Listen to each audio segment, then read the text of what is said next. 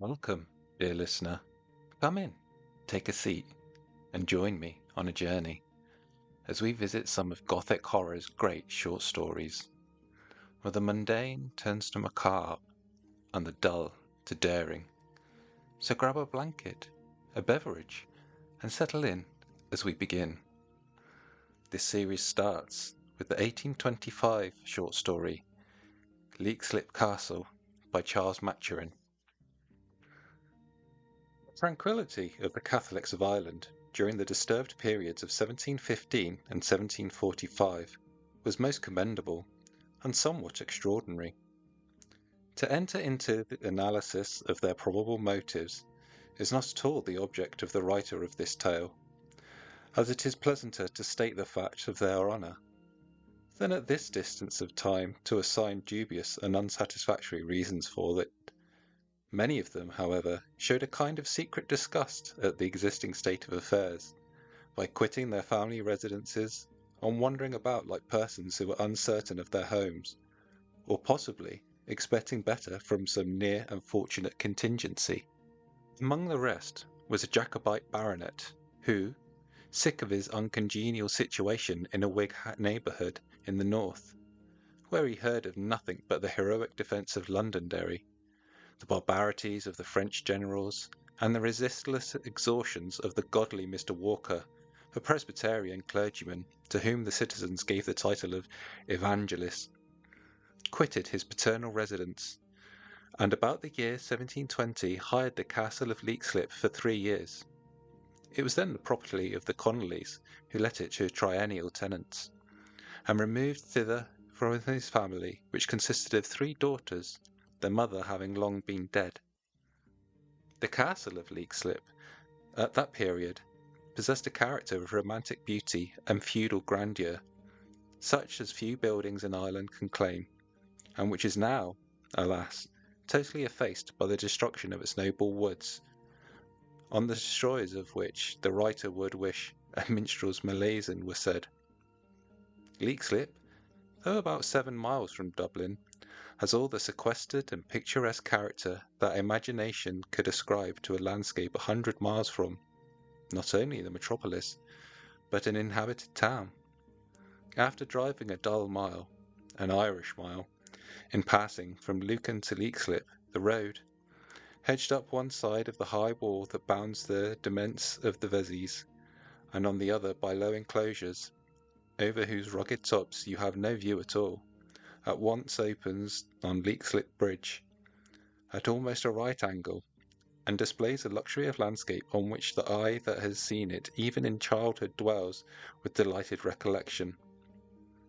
Leixlip Bridge, a rude but solid structure, projects from a high bank of the Liffey, and slopes rapidly to the opposite side, where there lies remarkably low. To the right of plantations of the Vezies demesne, no longer obscured by walls, almost mingle their dark woods in its stream with the opposite ones of Marshfield and St. Catherine's. The river is scarcely visible, overshadowed as it is by the deep, rich, and bending foliage of the trees. To the left it bursts out in its brilliance of light, washes the garden steps of the houses of Leixlip, wanders round the low walls of its churchyard, plays with the pleasure boat moored under the arches on which the summer house of the castle is raised, and then loses itself among the rich woods that once skirted those grounds to the very brink. The contrast on the other side, with its luxuriant walks, scattered shrubberies, temples seated on pinnacles, and thickets that conceal you from sight of the river until you are on its very banks, that mark the character of the grounds which are now the property of Colonel Marley, is peculiarly striking. Visible above the highest roofs of the town, through a quarter of a mile distant from them, are the ruins of Confey Castle, a right good old predatory tower of the stirring times when blood was shed like water, and as you pass the bridge you catch a glimpse of the waterfall, or salmon leap as it is called, on whose noonday lustre or moonlight beauty probably the rough livers of that age when Comfy Castle was a tower of strength never glanced an eye or cast a thought, as they clattered in their harness over Leixlip Bridge, or waded through the stream before that convenience was in existence. Whether the solitude in which he lived contributed to tranquillize Sir Redmond Blaney's feelings, or whether they had begun to rust from want of collision with those of others, it is impossible to say. But certain it is that the good baronet began gradually to lose his tenacity in political matters, and, except when a Jacobite friend came to dine with him, and drink with many a significant nod and beck and smile, the king over the water, or the parish priest spoke of the hopes of better times, and the final success of the right cause and the old religion, or a Jacobite servant was heard in the solitude of the large mansion whistling "Charlie is my darling," to which Sir Redmond involuntarily responded in a deep bass voice, somewhat the worse for wear, and marked with more emphasis than good discretion, except, as I have said, on such occasions the baronet's politics, like his life, seemed passing away without notice or effort. Domestic calamities, too, pressed sorely on the old gentleman. Of his 3 daughters, the youngest, Jane, had disappeared in so extraordinary a manner in her childhood that though it is but a wild, remote family tradition, I cannot help relating it. The girl was of uncommon beauty and intelligence, and was suffered to wander about the neighbourhood of the castle with the daughter of a servant, who was also called Jane, as a nom de caresse. One evening Jane Blaney and her young companion went far and deep into the woods. Their absence created no uneasiness at the time, as these excursions were by no means unusual, till her playfellow returned home alone and weeping, at a very late hour. Her account was that, in passing through the lane at some distance from the castle, an old woman in the Fingalian dress, which is a red petticoat with a long green jacket, suddenly started out of a thicket and took Jane Blaney by the arm. She had in her hands 2 rushes, one of which she threw over her shoulder, and giving the other to the child, motioned to her to do the same. Her young companion, terrified at what she saw, was running away, when Jane Blaney called after her, "Goodbye, goodbye. It is a long time before you will see me again." The girl said that they then disappeared, and she found her way home as she could. An indefatigable search was immediately commenced. Woods were traversed, thickets were explored, ponds were drained. All in vain. The pursuit and the hope were at length given up. 10 years afterwards, the housekeeper of Sir Redmond, having remembered that she left the key of a closet where sweetmeats were kept on the kitchen table, returned to fetch it. As she approached the door, she heard a childish voice murmuring, "Cold, cold, cold. How long is it since I have felt a fire?" She advanced, and saw, to her amazement, Jane Blaney, shrunk to half her usual size, and covered in rags, crouching over the embers of the fire. The housekeeper flew in terror from the spot, and roused the servants, but the vision had fled. The child was reported to have been seen several times afterwards, as diminutive in form as though she had not grown an inch since she has 10 years of age, and always crouching over a fire, whether in the turret room or kitchen, complaining of cold and hunger, and apparently covered with rags. Her existence is still said to be protracted under these dismal circumstances, so unlike those of Lucy Gray in Wordsworth's beautiful ballad. Yet some will say that to this day she is a living child, that they have met sweet Lucy Gray upon the lonely wild. Over rough and smooth she trips along, and never looks behind, and hums a solitary song that whistles in the wind. The fate of the eldest daughter was more melancholy, though less extraordinary. She was addressed by a gentleman of competent future and unexceptionable character. He was a Catholic, moreover, and Sir Redmond Blaney signed the marriage articles in the full satisfaction of the security of his daughter's soul, as well of her jointure. The marriage was celebrated at the castle of Leixlip, and, after the bride and bridegroom had retired, the guests still remained drinking to their future happiness, when suddenly, to the great alarm of Sir Redmond and his friends, loud and piercing cries were heard to issue from the part of the castle in which the bridal chamber was situated. Some of the more courageous hurried upstairs. It was too late. The wretched bridegroom had burst, on that fateful night, into a sudden and most horrible paroxysm of insanity. The mangled form of the unfortunate and expiring lady bore attestation to the mortal virulence with which the disease had operated on the wretched husband, who died a victim to it himself after the involuntary murder of his bride. The bodies were interred as soon as decency would permit, and the story hushed up. Sir Redmond's hopes of Jane's recovery were diminishing every day, though he still continued to listen to every wild tale told by the domestics, and all his care was supposed to be now directed towards his only surviving daughter, Anne, living in solitude and partaking only of the very limited education of Irish females of that period, was very much left to the servants, among whom she decreed her taste for superstitious and supernatural horrors to a degree that had a most disastrous effect on her future life. Among the numerous menials of the castle, there was one withered crone who had been nurse to the late Lady Blaney's mother, and whose memory was a complete thesaurus terrorum. The mysterious fate of Jane first encouraged her sister to listen to these wild tales of this hag, who avouched that at one time she saw the fugitive standing before the portrait of her late mother in one of the apartments of the castle, and muttering to herself, "Woe is me! Woe is me! How little my mother thought her wee Jane would ever come to be what she is."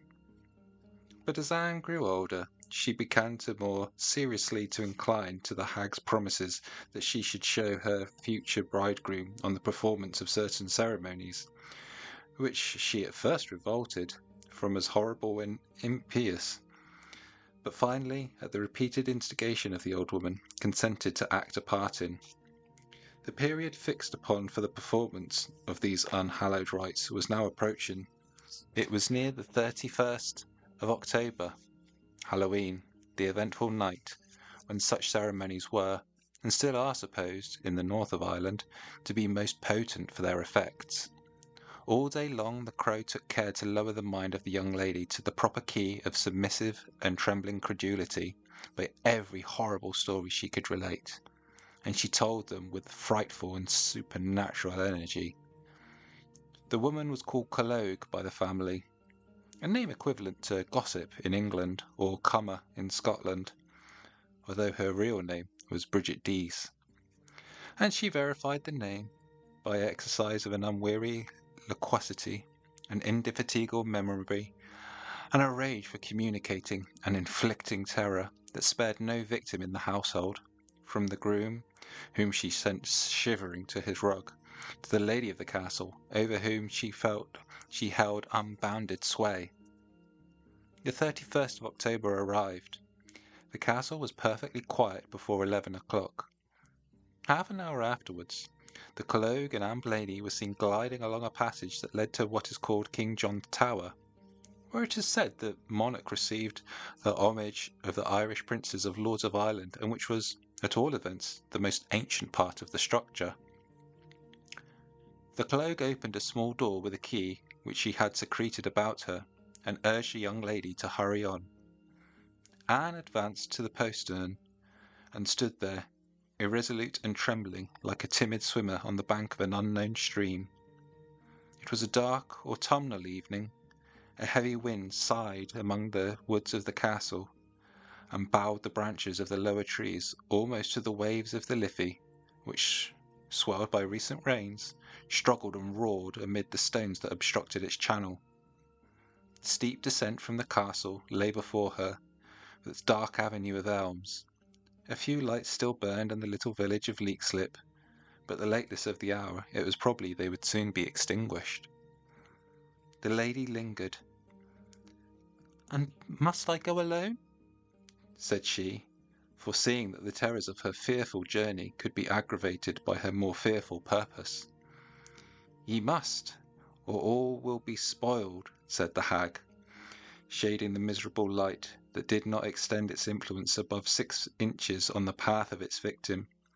You must go alone, and I will watch you here, dear, till you come back, and then see what will come of you at 12 o'clock. The unfortunate girl paused. Oh, Cologue, Cologue, if you could but come with me. Oh, Cologue, come with me, if it be but to the bottom of the castle hill. If I went with you, dear, we should never reach the top of it alive again, for there are them near that would tear us both in pieces. Oh, Cologue, Cologue, let me turn back then, and go to my own room.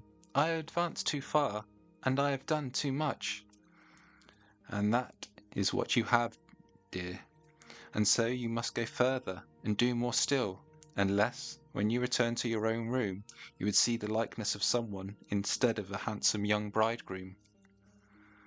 The young lady looked about her for a moment, terror and wild hope trembling in her heart. Then, with a sudden impulse of supernatural courage, she darted like a bird from the terrace of the castle.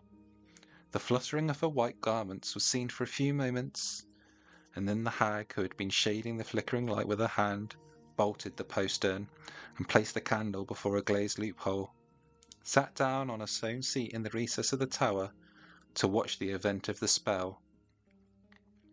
It was an hour before the young lady returned, when her face was as pale and her eyes as fixed as those of a dead body. But she held in her grasp a dripping garment, a proof that her errand had been performed. She flung it into her companion's hands, and then stood, panting and gazing wildly about her, as if she knew not where she was. The hag herself grew terrified at the insane and breathless state of her victim, and hurried her to her chamber. But here the preparations for the terrible ceremonies of the night were the first objects that struck her, and, shivering at the sight, she covered her eyes with her hands, and stood immovably fixed in the middle of the room. It needed all the hag's persuasions, aided even by mysterious menaces, combined with the returning faculties and reviving curiosity of the poor girl, to prevail on her to go through the remaining business of the night. At length she said, as if in desperation, I will go through with it. But be in the next room, and if what I dread should happen, I will ring my father's little silver bell, which I have secured for the night. And as you have a soul to be saved, Cologue, come to me at its first sound. The hag promised, gave her last instructions with eager and jealous minuteness, and then retired to her own room, which was adjacent to that of the young lady. Her candle had burned out, but she stirred up the embers of her turf fire and sat, nodding over them, and soothing the palate from time to time, but resolved not to lie down while there was a chance of a sound from her lady's room, for which she herself, withered as her feelings were, waited with a mingled sense of anxiety and terror. It was now long past midnight, and all was silent as the grave throughout the castle. The hag dozed over the embers till her head touched her knees, and started up as the sound of the bell seemed to tinkle in her ears, then dozed again, and again started as the bell appeared to tinkle more distinctly. Suddenly she was roused, but not by the bell, but by the piercing and horrible cries from her neighbouring chamber. The Cologue, aghast for the first time at the possible consequences of the mischief she might have occasioned, hastened to the room. Anne was in convulsions, and the hag was compelled reluctantly to call up the housekeeper, removing meanwhile the implements of said ceremony, and assist in applying all the specifics known at the day, burnt feathers, etc., to restore her. When they had at length succeeded, the housekeeper was dismissed, the door was bolted, and the Cologue was left alone with Anne. The subject of their conference might have been guessed at, but was not known until many years afterwards. But Anne that night held in her hand, in the shape of a weapon, with the use of which neither of them was acquainted, an evidence that her chamber had been visited by a being of no earthly form. This evidence the hag she resisted with fatal tenacity in keeping it.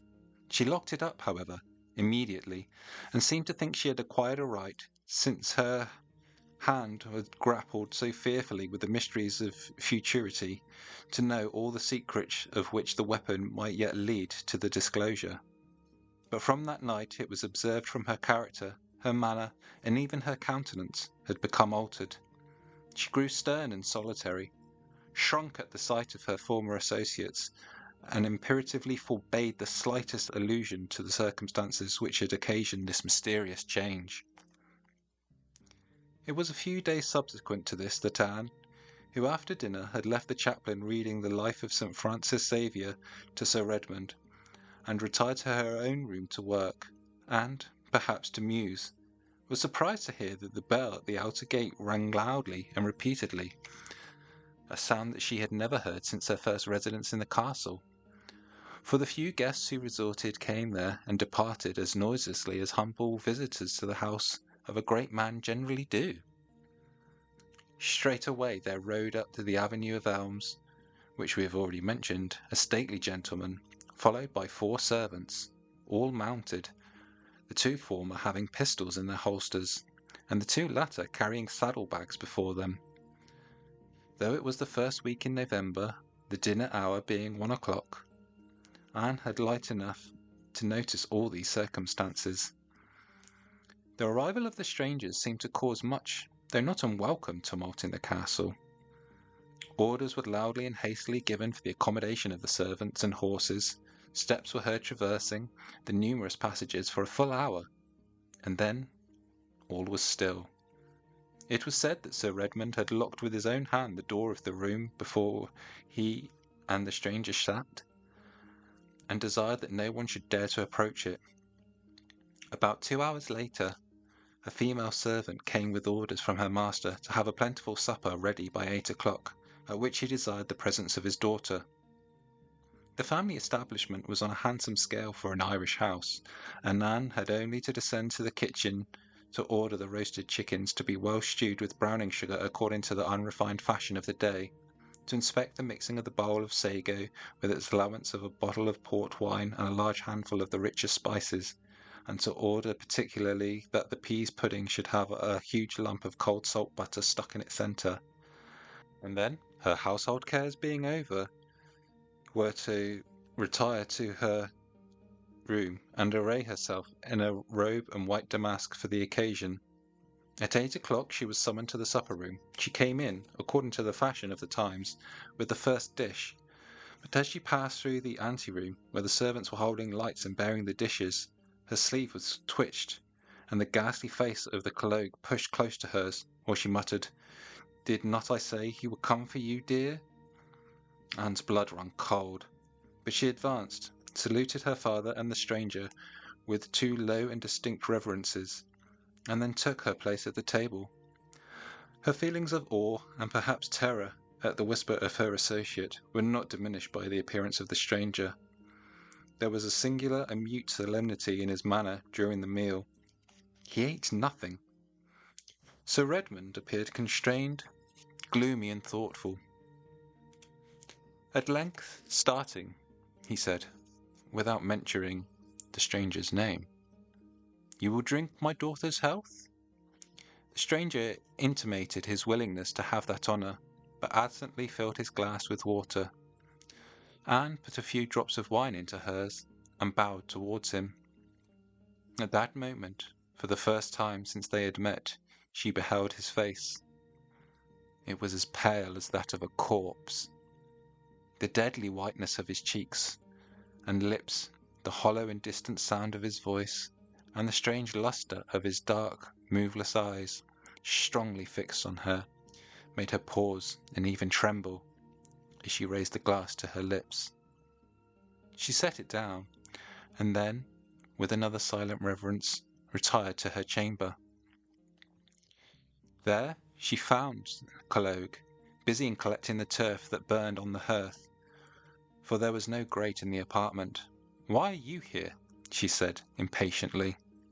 The hag turned on her with a ghastly grin of congratulation. "Did not I tell you he would come for you?" "I believe he has," said the unfortunate girl, sinking into the huge wicker chair by her bedside, "for never did I see a mortal with such a look." "But is not he a fine, stately gentleman?" pursued the hag. "He looks as if he were not of this world," said Anne. "Of this world or of the next," said the hag, raising her bony forefinger. "Mark my words, so sure as the—" Here she repeated some of the horrible formularities of the 31st of October. "So sure he will be your bridegroom." "Then I shall be the bride of a corpse," said Anne, "for he I saw tonight is no living man." A fortnight elapsed, and whether Anne had reconciled to the features she thought so ghastly by the discovery that they were the handsomest she had ever beheld, and that the voice, whose sound at first was so strange and unearthly, was subdued into a tone of plaintive softness when addressing her, or whether it is impossible for two young persons whose unoccupied hearts to meet in the country and meet often, to gaze silently on the same stream, wander under the same trees, and listen together to the wind that waves the branches, without experiencing an assimilation of feeling rapidly succeeding an assimilation of taste, an assimilation of whether it was all from these causes combined. But in less than a month Anne heard the declaration that the stranger's passion with many a blush, though without a sigh. He now availed his name and rank. He stated himself to be a Scottish baronet, of the name of Sir Richard Maxwell. Family misfortunes had driven him from his country, and forever precluded the possibility of his return. He had transferred his property to Ireland, and proposed to fix his residence there for life. Such was his statement. The courtship of those days was brief and simple.